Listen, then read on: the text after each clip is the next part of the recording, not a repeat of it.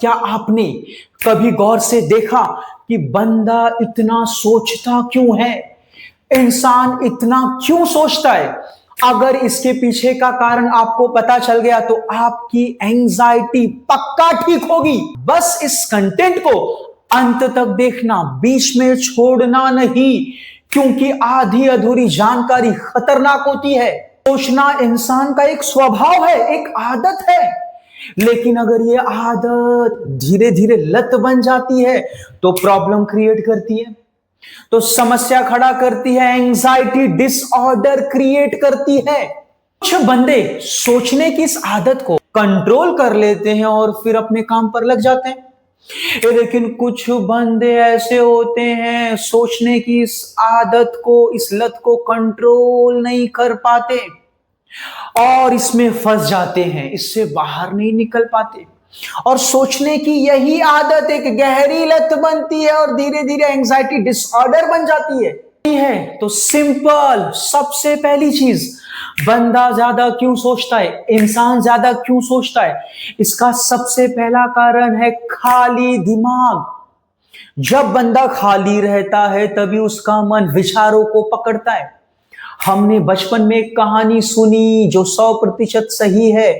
एक खाली मन शैतान का घर, खाली दिमाग शैतान का घर।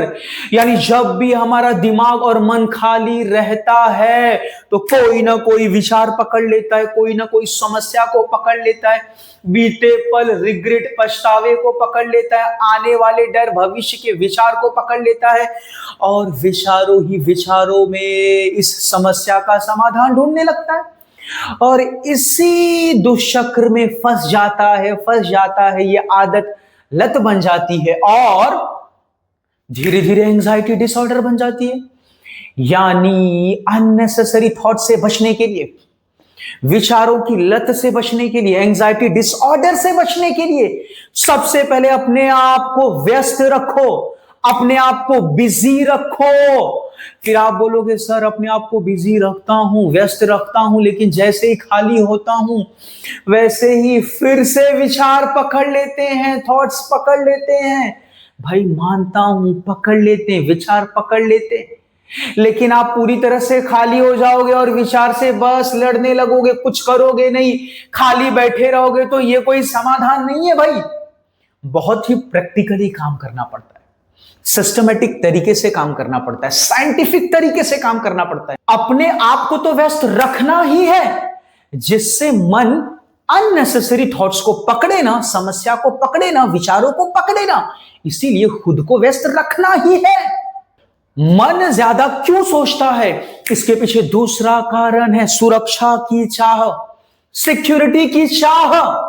मन को कोई भी विचार दिखा, कोई भी विचार सुनाई दिया, तुरंत उस विचार को खतरे की घंटी समझता है। कोई भी खबर सुना, तुरंत उस खबर को खतरे की घंटी समझता है।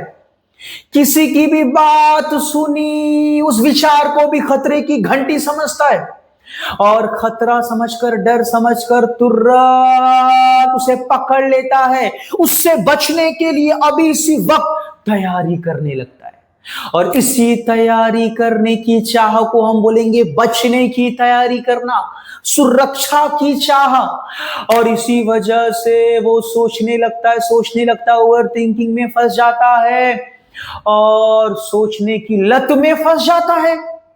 मन को लगता है कि भाई ये जो भी डर है, मैं इससे बचने के लिए अभी से तैयारी करूं, अभी से सोचना शुरू करूं, अभी से सलूशन ढूंढूं, अभी से समाधान ढूंढूं।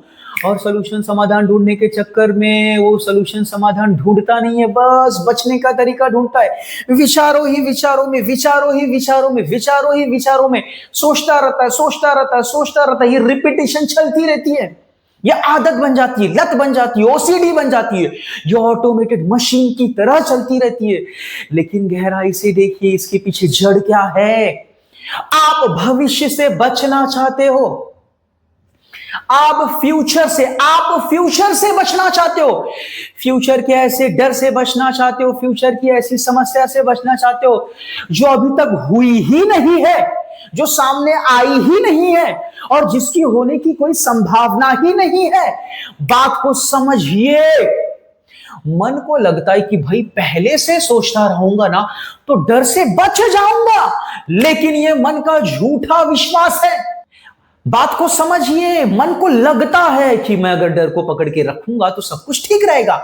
बात बड़ी सीधी है भाई।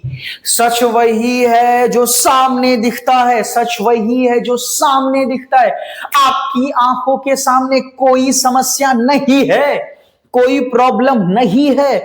सामने देखिए, क्या कोई समस्या है, क्या कोई प्रॉब्लम है? नहीं है। सोचने की जरूरत ही नहीं है। जब कोई समस्या सामने आएगी तो समझ आपकी अपने आप काम करेगी। ज्यादा से ज्यादा आप कुछ गलतियां करोगे, लेकिन उस गलतियों से सीखोगे। आपका मन उस गलतियों से सीखेगा, अगली बार उसे सुधार देगा। बस इससे ज्यादा कुछ नहीं होगा। बात को समझो, मैं क्या बोल रहा हूं। तो भाई पहले से सोचने की जरूरत नहीं है। सामने देखिए कोई समस्या नहीं है, लेकिन हम भीतर मन के विचारों को देखते हैं, भीतर मन के डर को देखते हैं और वहीं जीने लगते हैं। यही एक लत बन जाती है। तो सबसे पहली चीज, मन के भीतर एक गहरी समझ भरिए कि आप भविष्य से तभी लड़ सकते हैं जब वो सामने आएगा। चाहे वो कुछ भी हो, जब वो सामने आएगा तो ऑटोमेटेड आपकी समझ काम करेगी, आपकी बुद्धि काम करेगी, आपका विवेक काम करेगा। आप पहले से ही उसका समाधान नहीं निकाल सकते। आप अपने इस मन को जरा समझाइए, लिखिए, समझिए और प्रश्न करिए, क्या पहले से ही उस डर को पकड़कर मैं कुछ कर सकता हूं? इतने महीनों से डर को पकड़ा हूं, क्या मैं कुछ कर पाया? इतने सालों से डर को पकड़ा हूं, क्या मैं कुछ कर पाया? इतने महीनों से, इतने सालों से डर को पकड़ने से मिला क्या? सिर्फ और सिर्फ नुकसान। भाई सिर्फ और सिर्फ नुकसान। मेरा फिजिकल हेल्थ खराब हुआ, मेंटल हेल्थ खराब हुआ, भाई पैसे नहीं आ रहे, आगे नहीं पढ़ पा रहा हूं, जिंदगी खराब हो जा रही, सिर्फ नुकसान ही हुआ ना। दूसरी तरफ अगर डर को छोड़ दूंगा, मन शांत होगा, शरीर शांत होगा, काम करूंगा, पैसे कमाऊंगा, आगे बढ़ूंगा। अगर कोई समस्या आएगी भी तो समझ काम करेगी, बुद्धि काम करेगी। उस समस्या से लड़ने के लिए शरीर से भी मजबूत हो, भाई मन से भी मजबूत हो ही जाऊंगा। कुछ गलती करूंगा, सुधारूंगा, हर तरफ से मजबूत ही रहूंगा ना भाई। लेकिन डर को पकड़ने से तो सिर्फ और सिर्फ मैं कमजोर ही होऊंगा, शरीर से भी, दिमाग से भी, पैसे से भी, हर तरीके से कमजोर होऊंगा। और जब वास्तविक समस्या, रियल प्रॉब्लम सामने आएगी तो ढंग से लड़ भी नहीं पाऊंगा। बात को समझ रहे हैं मैं क्या बोल रहा हूं?